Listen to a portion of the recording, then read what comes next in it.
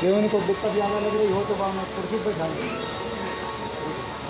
राम राम राम एक राम। जने जाता तो हाँ ध्यान से सुनो क्या कह रहे हैं। बोले वो पतिव्रता ने कह दिया मैं नहीं चाहूँगी तब तक सूर्योदय ही नहीं होगा। सूर्योदय होना रुक गया। एक ऋषि और एक पतिव्रता का टकराव हो गया। सूर्योदय नहीं हो रहा है संसार में, हाहाकार मच गया। सूर्य क्यों नहीं उदय हो रहा है? पता लगा तो लोगों को पता लगा एक पतिव्रता और एक ऋषि का टकराव हो गया। तो उस पतिव्रता को जाकर के ऋषि लोग समझाते हैं भाई तू सूर्योदय हो जाने थे। सूर्य ना उदय होने से कितने जीव तकलीफ में है, परेशान हो रहे हैं। वो कह रही है जो बोले ऋषि ने श्राप दिया सूर्योदय होते ही मेरे पति की मृत्यु हो जाएगी, इसलिए मैं नहीं सूर्योदय होने दे रही। अच्छा, तो सती अनुसुईया जी को बुलाया गया। सती अनुसुईया जी को बुलाया गया और उन्होंने क्या किया, अनुसुईया जी ने उस पतिव्रता को समझाया कि ऋषि ने यही तो श्राप दिया है कि सूर्योदय होते ही तेरे पति की मृत्यु हो जाएगी। अगर मृत्यु होती है, वो मरते हैं, तो मैं उसे फिर दोबारा जीवित कर दूँगी, तो सूर्योदय होने दे। तो सती अनुसुईया जी की बात मान ली, मानो उस पतिव्रता ने, और सूर्योदय होने दिया। बताओ इतनी शक्ति आ गई, सूर्य नहीं उदय होने दिया। ऐसी कथाएं आती हैं। और ये देखो एक कथा और आपको बता दें। ये दुर्योधन की माता गांधारी जी, उनको पता लगा मेरे पति को आँखों से दिखता नहीं है, तो आँखों के रहते हुए आँखों में पट्टी बांध ली। गांधारी जी के अलावा इस संसार में दूसरा कोई उदाहरण नहीं है। पति को अगर आंखों से ना दिखता हो और पत्नी को आंखों से दिखता और वो पट्टी बांध ले। और आज के पढ़े लिखे जानते हो बुद्धि क्या लगाते हैं, बोले उनको पट्टी नहीं बांधनी चाहिए थी, सेवा करती। हाँ, पर ये नहीं देखे उनका भाव क्या था। बोले जो पति सुख नहीं ले सकते, बोले मैं नहीं ले सकती दृश्य देखने का। त्याग तो देखो, अपनी बुद्धि लगाते हैं, बड़ा बुद्धिमान बनते हैं।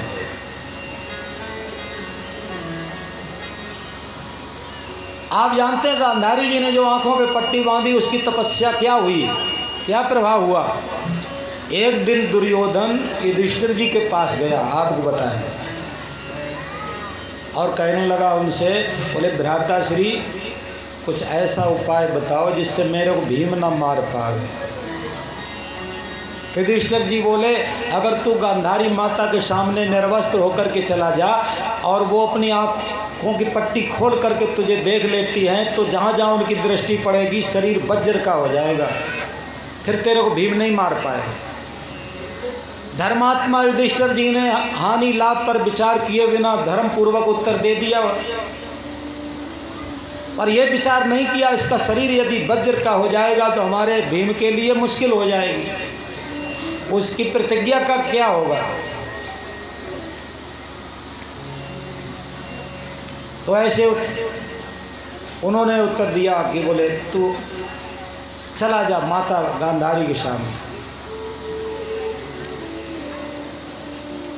और भीम कहते हैं दुर्योधन जो है निर्वस्त्र होकर के गांधारी माता के सामने जाने लगा, तो भगवान जो है आप जानते हैं जो धर्म की रक्षा करता है, धर्म उसकी रक्षा करता है। तो कृष्ण भगवान रास्ते में मिल गए दुर्योधन को और उसको निर्वस्त्र देख करके कहने लगे, बोले दुर्योधन आज बड़ा विचित्र दिख रहे हो, वस्त्र कहाँ उतार के रखे, क्या भांग पी ली, क्या शर्म नहीं आती, कहाँ जा रहे हो। बोले मैं माता गांधारी के पास जा रहा हूँ, सब बात बताई।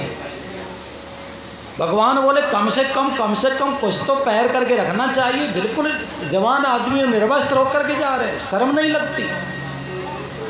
तो केले के पत्ते हमने सुना है ऐसे लपटवा दिए अंडरवियर की जगह, और जब माता गांधारी के सामने गया, उन्होंने आँखों की पट्टी खोल करके उसको देखा तो उनकी आँखों में से ऐसी किरणें निकली, जहाँ जहाँ उनकी दृष्टि पड़ी तो उसका शरीर वज्र का हो गया। और कच्चा कितना रह गया, जितने भगवान केले के पत्ते लपटवा दिए, वहाँ दृष्टि नहीं पड़ी, उतना कच्चा रह गया। जब भीम दुर्योधन का युद्ध हुआ था तो भीम उसके गदा मारते थे तो चिनगारियाँ उड़ती थी शरीर में, वज्र का हो चुका था। लड़ते लड़ते निराश हो गए, भीम परेशान हो गए। निराश होकर जब उन्होंने भगवान की तरफ देखा, भगवान कृष्ण की तरफ देखा, वो दृश्य ये देख रहे थे, युद्ध देख रहे थे, भगवान भी देख रहे थे, भीम और दुर्योधन का युद्ध।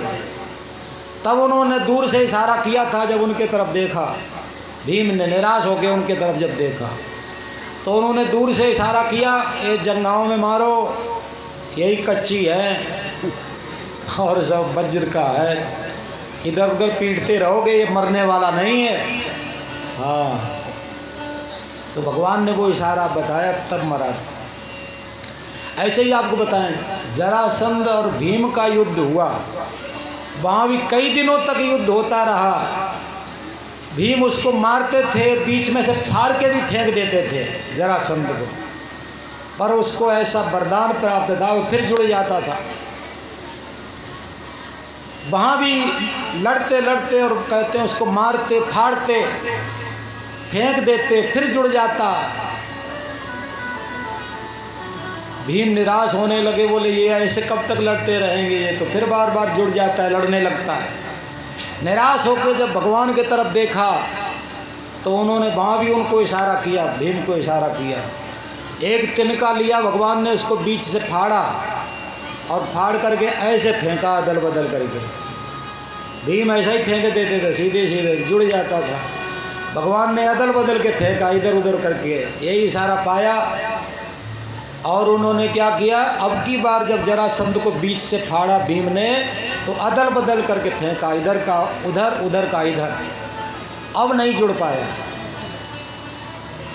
ये तो मैं कह रहा था, पतिव्रता माताओं में एक बड़ी शक्ति होती है, जो पति को परमेश्वर के समान समझे। एक बात बताएं आपको, हमारे को किसी ने आज संकेत किया, बोले माताओं बहनों के लिए कुछ ऐसी बातें भी बताओ। ठीक है क्या, और बतावें, पर अपनी बातें सुनना नहीं चाहती कि बोले हमारी कमी बतावें। हाँ जी, तो प्रसंग बस बात चल रही है, सती अनुसुईया उपदेश दे रही है। सीता जी को तो निमित्त मात्र बनाया, सीता जी के माध्यम से सभी माताओं बहनों को अनुसुईया, सती अनुसुईया उपदेश दे रही है।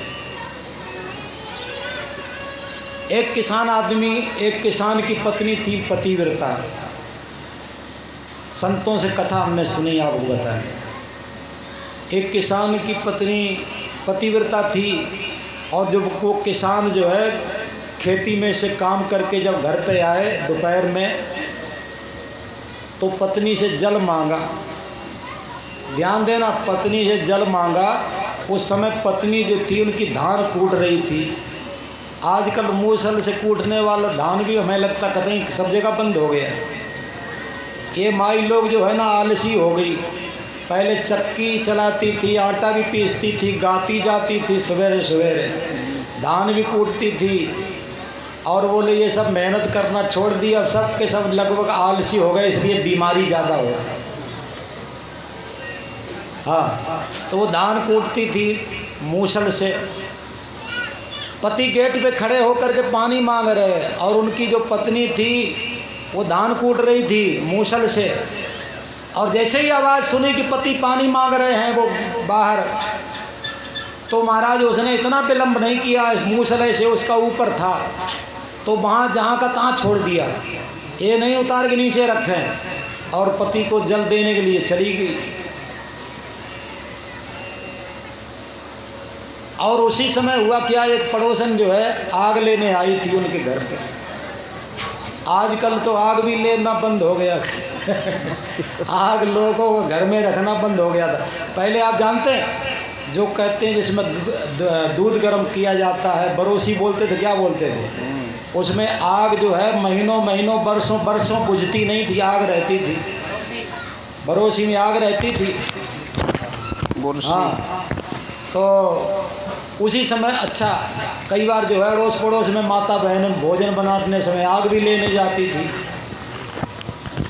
तो आग लेने आई उसी समय पड़ोसन, परंतु उसने क्या देखा, बोले इसके पति ने बाहर जल मांगा और ये धान कूट रही है, और जैसे ही आवाज़ सुनी कि पति जल मांग रहे हैं तो बोले मूसल नीचे उतार के नहीं रखा, जहाँ का तहाँ छोड़ दिया और चली गई जल देने। पर चमत्कार ये हुआ वो मूसल जो है ऊपर ही रुक गया, जहाँ उसने छोड़ा था वहीं टंगा रहा है, नीचे नहीं गिरा। ये दृश्य देख करके पड़ोसन बड़ी चकित रह गई। बोले ये क्या चमत्कार, जादू टोना, हाँ ये क्या चमत्कार। ऊपर ऐड कर रहेगा। चमत्कार से ज़्यादा लोग प्रभावित होते हैं। और जब पति को जल दे करके आई दोबारा, फिर उसने मूसल उतार करके नीचे रखा।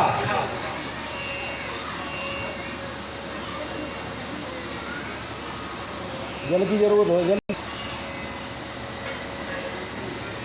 और पड़ोसन से रहा नहीं गया, जो आगे लेने आई थी वो कहने लगी, भाई ये जादू टोना तुमने कहाँ से सीखा है? तुमने वो जहाँ का मूसल छोड़ा और वहीं का वहीं रुक गया, ये जादू टोना कहाँ से सीखा? तो वो क्या बोली, ये कोई मैंने जादू टोना सीखा नहीं है, मैं बोले पति को परमेश्वर समझ करके उनकी सेवा करती हूँ। मुझे बोले पता लगा कि पति प्यासे हैं, उन्हें प्यास लगी है और वो जल मांग रहे हैं, तो मैंने बोले इतना भी विलम्ब नहीं किया कि मूसल को उतार करके नीचे रखा जाए, मैं उनको जल देने चली गई। तो पति को परमेश्वर के समान समझ करके पति की सेवा करने से और बोले ये चमत्कार होने लगे। हमने नहीं कोई जादू टोना सीखा है, हमने सीखा नहीं कुछ। बोले वो पतिव्रता माताओं के बोले आशीर्वाद से उन कहते हैं उनके लक्षण अपने में आ गए, पति की सेवा करने से, पति को परमेश्वर के समान समझने से। इसलिए मूसल ऊपर टंगा रहा, मैंने कोई जादू टोना नहीं सीखा। अब पड़ोसन को पता लगा, अच्छा तो अब पता लगा कि तू पतिव्रता है, इसीलिए तेरा मूसल जो है आकाश में टंगा रहा, नीचे नहीं गिरा। अब मैं भी कल पतिव्रता बनूंगी, पतिव्रता है। तो क्या किया इसने, अपने पति को जाके कहा घर में, बोले आप खेत में काम करने के लिए जाओ। पति ने कहा खेत में तो अभी कुछ काम है नहीं। तो बोले कुछ काम नहीं है तो भले ही जहाँ जहाँ खेत में जो मिट्टी ऊंची हो उस जगह से लेकर के और नीची जगह में गड्ढे भरो, भले खेत में और कोई काम ना हो। और मैं आपको भोजन लेके नहीं आऊँगी, ना जल लेके आऊँगी। और जब ज़्यादा आपको भूख प्यास लगे तो दोपहर में आना, और घर में भी प्रवेश नहीं करना, भाई खड़े खड़े जल मांगना, मैं धान कूटूंगी। और जब आप जल मांगोगे तो बोले मैं भी अपना मूसल जहाँ का तहाँ रोक करके आकाश में आपको जल देने के लिए आऊँगी, मेरा भी वो मूसल आकाश में ठहर जाएगा। कल मैं भी पतिव्रता बनूंगी, एक दिन में बन जाती, बनूंगी। पतिव्रता पति की आज्ञा में रहती है, पर वो क्या कह रही, पति को आज्ञा दे रही है। तो बेचारा भोला भाला आदमी पत्नी की बात मान करके खेत में काम करने चला गया। अब फावड़े से इधर उधर मिट्टी कर रहा है, पर भूखा प्यासा जब आया घर तो वो पानी जब मांगा उसने, तो उसने भी क्या किया, धान कूट रही थी और मूसल उसका भी ऊपर था। सुना कि बोले पति पानी मांग रहे हैं, तो पानी मांग रहे हैं, तो उसने क्या किया, मूसल भी अपना भी ऐसे ऊपर छोड़ा। पर विश्वास नहीं हो रहा था, पता नहीं रुकेगा कि नहीं रुकेगा। तो जैसे ही छोड़ा तो छूट के यहाँ पे आके लगा, ऊपर तो रुका नहीं।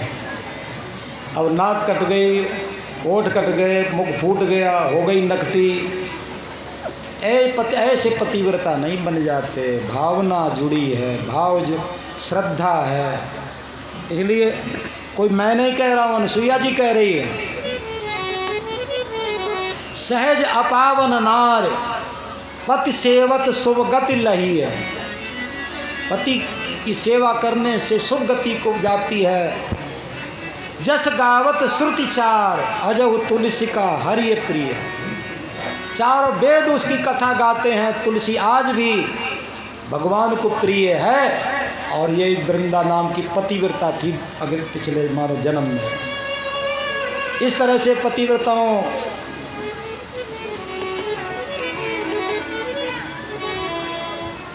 के 4 प्रकार की पतिव्रता होती हैं। ये भी बातें अनुसुईया जी ने सीता जी के माध्यम से सभी माताओं बहनों के लिए बताई। और अब राम जी अत्रि ऋषि जी से कहते हैं, उनसे अनुमति लेकर के राम आगे चले। अमरावती होते हुए, विराट का वध करते हुए, और जो सर्वभंग ऋषि जी रहते थे वहाँ राम जी पहुँचे। कहाँ पहुँचे? पुणे आए जहाँ मुनि सर्वभंगा। पुणे आए जहाँ मुनि सर्वभंगा। सुंदर अनुज जानकी संगा। सुंदर अनुज जानकी संगा। पुनि आए जहाँ पुणे आए जहाँ मुनि सर्वभंगा। सुंदर अनुज जानकी संगा। सुंदर अनुज जानकी संगा। सुंदर अनुज जानकी संगा। सुंदर अनुज जानकी संगा। पुण्य आए जहाँ मुनि सर्वभंगा। सुंदर अनुज जानकी संग। राम जी के दर्शन किए सर्वभंग ऋषि जी ने। वो तो महाराज बड़े प्रसन्न हुए और क्या कहने लगे, बोले महाराज आपके दर्शन के लिए तो मैं बोले चितवत पंथ रहौ दिन राति, रात दिन रास्ता देख रहा था, कब आपके दर्शन हो गए। अब प्रभु देख जुड़ानी छाती, आपके दर्शन से छाती ठंडी हो रही है। नाथ सकल साधन मैं ही ना,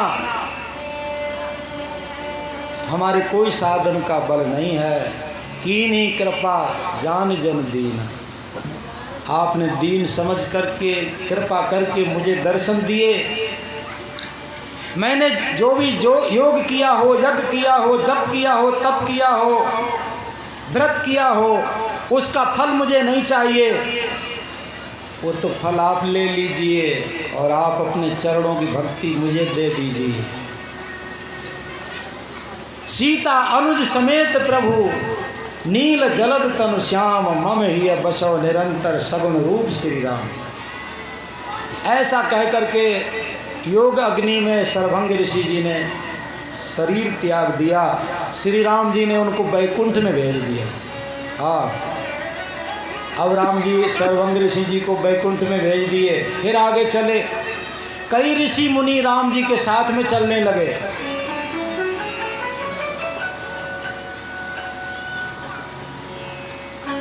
और पुनि रघुनाथ चले बन आगे। पुनि रघुनाथ चले बन आगे। मुनिवर वृंद बिपुल संग लागे। मुनिवर वृंद बिपुल संग लागे। हस्ती समूह